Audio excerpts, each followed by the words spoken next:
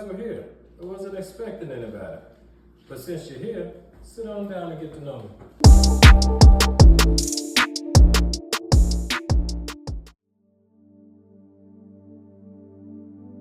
The double bind, a cultural phenomenon. Let me begin by saying this.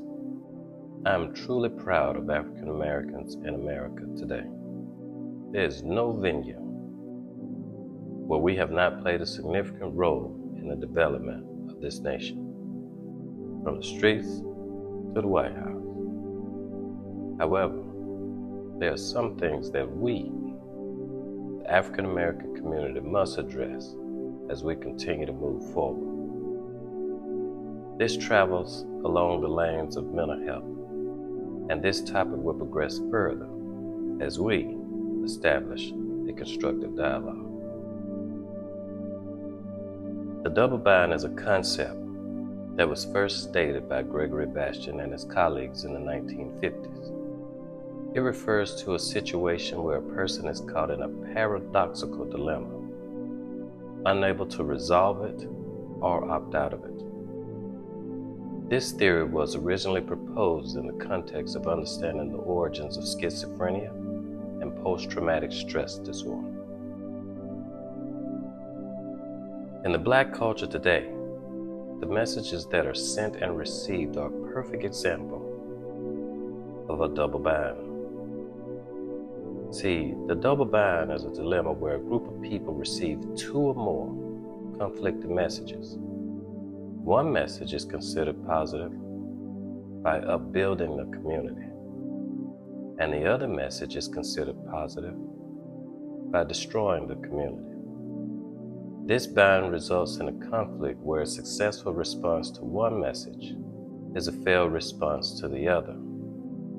So you will be wrong no matter what the response. Damned if you do, damned if you don't. For instance, the Black community has demanded respect, which led to the end of slavery, massive protests during Jim Crow, resulting in civil and equal rights. Many would say today, respect by any means necessary. However, in today's culture, you may have a deep hate for a person that speaks with a lack of respect when it comes to Black people, and are quick to reject them or correct them. But the music and films and the simple way that we treat one another relay a message of disrespect, promoting the murder, the whoring of our daughters, and the talking down on Black men and women as a way of commanding respect. So the double bind strikes again. Do we command respect and live righteous, or do we command respect through the disrespect of our own people? Damned if you do, damned if you don't. See, the double bind, stand amongst your people,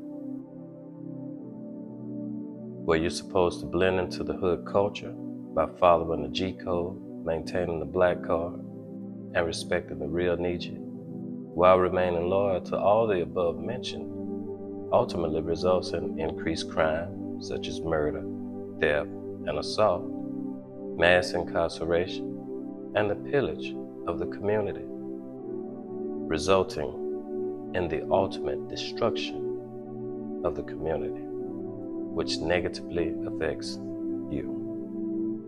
But are we supposed to support it, or stand on righteousness and go against those that are destroying the community, resulting in a violation of the G code, the revoking of a Black code, and you can no longer be considered a real Nietzsche?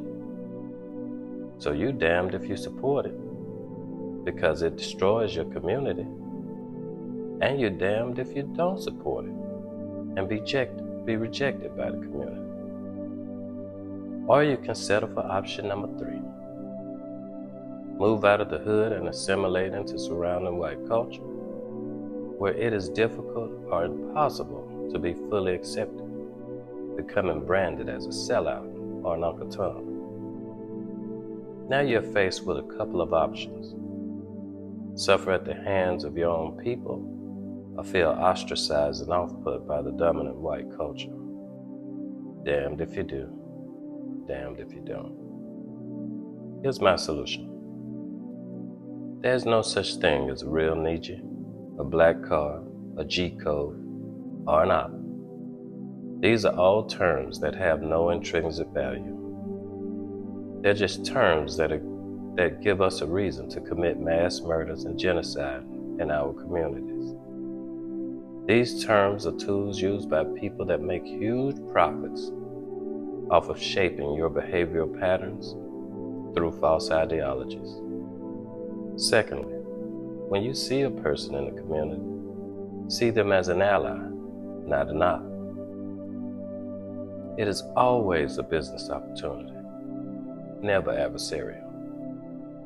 Let's form community sponsorships to see how many doctors, lawyers, teachers, and business owners we can create. But most of all, be your true, authentic self. Avoid being trapped in the bind of powerlessness, and just be true to yourself, even if it means you're hated. Damned if you do, damned if you don't.